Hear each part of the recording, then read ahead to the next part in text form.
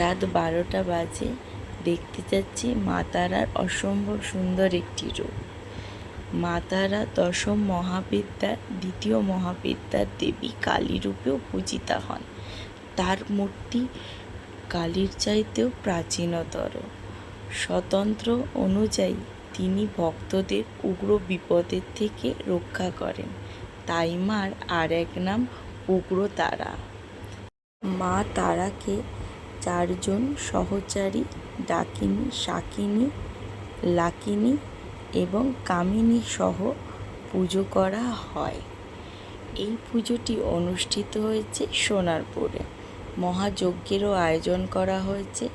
তারাপীঠ থেকে নামজাদা সমস্ত সাধু সন্তদের এখানে আহ্বান করে এই মহাযজ্ঞটি অনুষ্ঠিত করা হয়।